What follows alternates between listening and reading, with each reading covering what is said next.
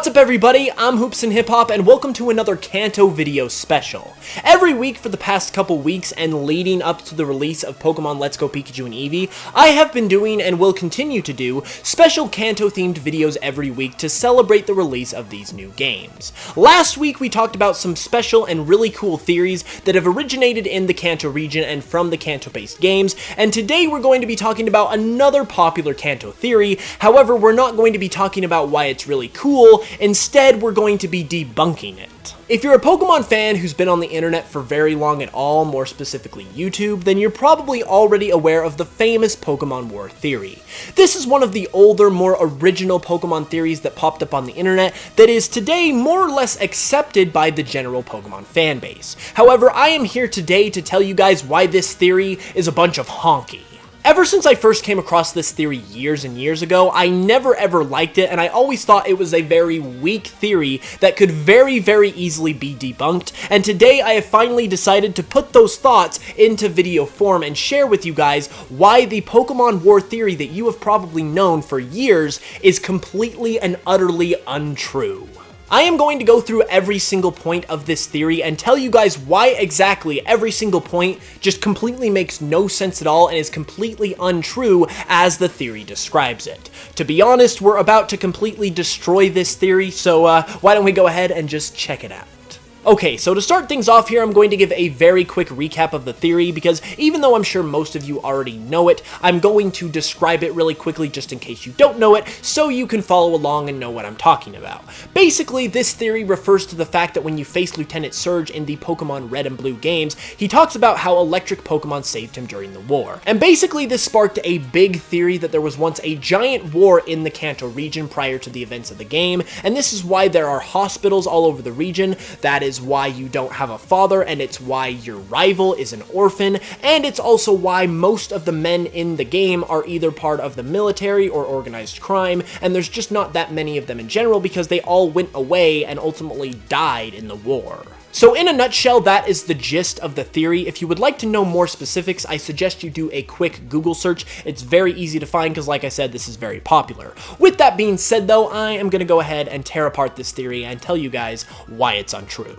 The first and arguably biggest point of this theory that I personally have the biggest problem with is the point that states that in the Pokemon Red and Blue games, there are hardly any adult males, and the ones that are there are either a part of some organized crime like Team Rocket, are a part of the military, or are elderly. And this point is insinuating that all of the adult males that would be fit to join the military are gone because they already joined the military during the war effort and ultimately died, hence their absence in these games. However, this point is just completely fabricated and false to the umpteenth degree. The reason why this is false is that not only are there plenty of adult males in the Pokemon Red and Blue games, there are actually more adult males that aren't involved with any kind of crime or the military as opposed to the ones that are. The way we can determine this is by looking at the trainer classes that are available in the Generation 1 games. The trainer classes are essentially what make up the NPCs of the Pokemon world, and more specifically here in this scenario,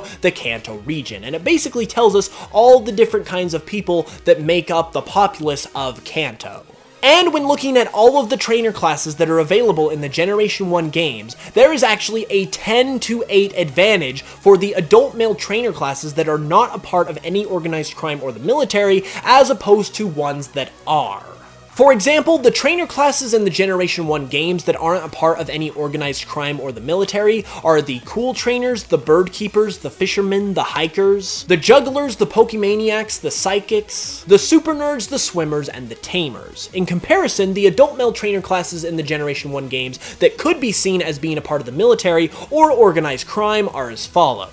You've got the bikers, you've got the black belts, you've got the burglars, you've got the cue balls, you've got the engineers, you've got the rockers, and you've got the sailors and the scientists. So as I said earlier, when grouping together these different types of adult male trainer classes, there is a decided advantage for the adult male trainer classes that aren't a part of military or criminal organizations compared to the ones that are. And this group, which we now know makes up the majority of the adult male trainer classes in the Red and Blue games, is the exact group group of males that this theory says are gone or missing or absent, or there are hardly any left of, which we now know is just completely false. Heck, even if there was an equal number of non-military, non-criminal adult males compared to military criminal adult males, that would still completely debunk this part of the theory, because the theory says that there are hardly any of these guys left when there are clearly plenty of them. So yeah, this part of the theory is completely 100% false. The other part of this point also indirectly suggests, by saying that there are no regular adult males in the game,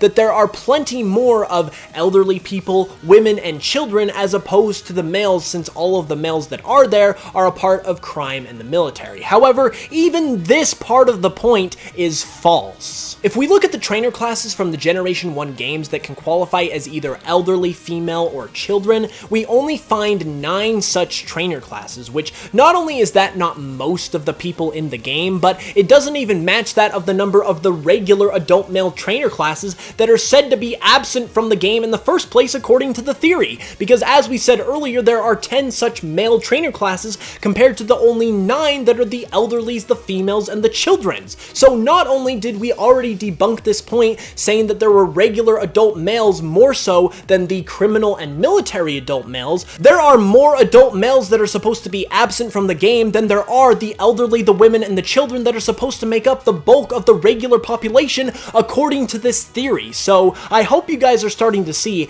how ridiculous this whole thing is. Another point of this theory suggests that most of the people that you meet in this game that aren't a part of the military or organized crime are either gym leaders or children, and once again, this fact is completely and utterly false. First off, there are only 8 gym leaders and 5 Elite Four champion members, which only makes 13 people total in the entire region, and I don't think I need to tell you that that is a very, very minor piece of Kanto's population. On top of that, there are only 4 trainer classes in the Red and Blue games that can qualify as being children, so once again, that makes up a very, very small number of not only Kanto's population, but the trainer classes as well, which once again, absolutely debunks this part of the theory. The next part of the theory suggests that the war is the reason why you as the player character do not have a father and why your rival is an orphan. It also suggests that this is the reason why children are entrusted to go out into the world on Pokemon journeys and take care of these super powerful creatures. Now, while there's no definitive explanation that I can give that says why you as the player character don't have a father and why your rival is an orphan, it is not evidence of some great Kanto war. It is merely circumstantial evidence that falls in line with the idea of this theory that this theory is using in order to support its claims, because, for example, your father and your rival's parents could be gone for any number of reasons outside of just being killed in some war.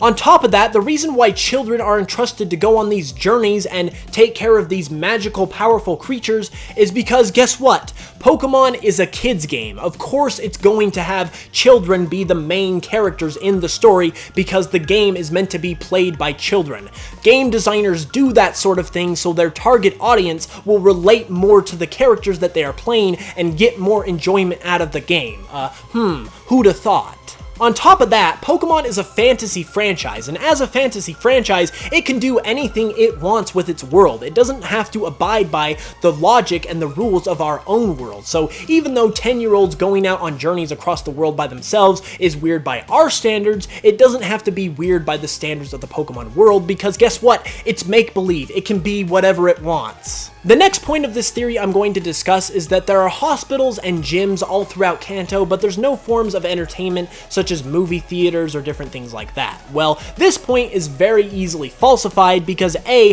there's going to be hospitals all over the place anyway, because hospitals are kind of a necessity regardless of whether you're in wartime or peacetime, and on top of that, the gyms are a part of the Pokemon League Challenge. They have nothing to do with any kind of military training facility like this theory would have you suggest. As far as there being a lack of places that serve as a form of entertainment, I mean, it's not like this game is movie watching simulator and it was also made on the Game Boy in 1996, so obviously that's not going to be the focus of this game, but even still, there are plenty of things in the Kanto region that can qualify as a form of entertainment. First off, you've got the Game Corner, which is a huge form of entertainment. You've also got the Pewter City Science Museum. You've got the Pokemon freaking Zoo in Fuchsia City. A lot of people forget about that one, and you've also got the Safari Zone as well, so even by the limited standards of the Game Boy, there are still plenty of things to do as regular entertainment in the Kanto region that this theory just completely ignores. And finally, for the last point, we're going to bring this whole thing full circle and talk about Lieutenant Surge's quote specifically. Lieutenant Surge's quote, where he said that electric Pokemon saved him during the war, is the whole reason why this theory even started in the first place. And because he said this, people think there has to be some war that happened, because why would he say that if there wasn't? Well, while Lieutenant Surge saying that he participated in a war definitely suggests that there was some type of war that happened, it definitely does not suggest at all that there was a war in Kanto for several reasons. Number one, Lieutenant Surge isn't even from the Kanto region. He is known as the Lightning American, which obviously suggests that he's more likely from the Unova region than he is from Kanto. Number two, he is the only person in the entirety of the Kanto region that talks about any kind of war, and if there was a war that just barely got done that happened in Kanto, more people would be talking about this war, but guess what? No one talks about it except Lieutenant Surge, which basically suggests that there wasn't a war at all. And number three, similar to the point about kids being trusted to go out into the world, is the fact that this is simply just a game mechanic and is being looked at way, way too seriously. The reason why this is because Lieutenant Surge is a gym leader. He is a boss character and therefore needs to be given a significant and distinct design to help him stand out amongst the crowd, and the design they chose was obviously that of a military person. This does not mean that there was any specific war that happened, it just means that he's an important character because they had to give him some type of trait that would make him stick in your mind and seem important. There are plenty of other Kanto gym leaders that also have these significant and unique character traits, such as Koga the Ninja, Sabrina the Psychic, Blaine the Mad Scientist, and Giovanni the Mob Boss, that show that these characters are given these traits simply because they are important characters to help them stand out, and not because they participated in any sort of extracurricular activity that relates to the backstory of the Pokemon world. And finally, if that weren't enough, we also have near direct confirmation from one of the most important people that worked on these games himself, Junichi freaking Masuda, who basically indirectly said that this line is nothing more than an expression of emotion designed to give Lieutenant Surge some character and designed to give him a bit more expression. Junichi Masuda said that in the first Pokemon games, rivals were made to be jerks because obviously the Game Boys that they were working on had very limited capabilities, and they weren't able to show expression or emotions on the characters of the rivals themselves since they were static sprites that weren't capable at the time of showing any emotion. So they had to put that emotion in the text itself and make them more memorable that way, and that's why they went with the more jerky, cocky rivals. So even though Junichi Masuda was talking about the rival character in this example, it can be reasonable to assume that they also used this same design philosophy on other important characters in the game as well, such as gym leaders. And like I said before, the design of Lieutenant Surge was given to him just to make him stand out as a character because he's an important boss character in the game. And this line was simply given to him to coincide with the design that they gave him, and also to give him some expression because they weren't able to give him some expression in his actual character model since it was none other than a static sprite thanks to the limited technology of the time. So in conclusion, not only were we able to debunk every single point of this theory to the fullest and highest degree, but we also have indirect confirmation from one of Game Freak's most higher ups himself, Junichi Masuda, that this line was none other than just a simple form of expression and doesn't mean anything as it pertains to any sort of war whatsoever. And there we have it, everybody. Now, honestly, I have had these thoughts in my head for a while, and I'm surprised I didn't think about making a video on it sooner, so I'm really glad I got to show you why I think this theory is just a bunch of phooey, and I really hope you guys enjoyed my arguments as well. However, I do know that I'm taking a pretty strong stance here against a pretty popular Pokemon theory, so I don't doubt that there's some of you out there that may disagree with me. So if you agree with me or if you disagree with me, please leave a comment below stating what you think about this theory now after my arguments, and if you enjoyed the video, be sure to give it a like because it really helps out. If you're new to the channel, be sure to subscribe for more Pokemon content every Tuesday, Thursday, and Saturday, and I would just like to remind you guys that I'm going to be doing a Let's Play of Let's Go Pikachu and Eevee when the games come out, and I really hope you guys all come out for that because I'm really excited considering this is my very first Let's Play ever. Also, I am going to be announcing the winners of my Let's Go Pikachu and Eevee giveaway later today, November 1st, over on Twitter, so if you were able to enter that giveaway, please keep a close eye on Twitter to see if you won. I would also like to say that you should also go give me a follow on Spotify as well for my Pokemon remixes, because that was the whole thing that started this giveaway anyway, and who doesn't like a good Pokemon remix, am I right? With all that being said though, I will be back on Saturday for another video, so go ahead and hit that notification bell so you can be notified as soon as it goes live, and with all that being said, I love you guys, and I will smell you guys later.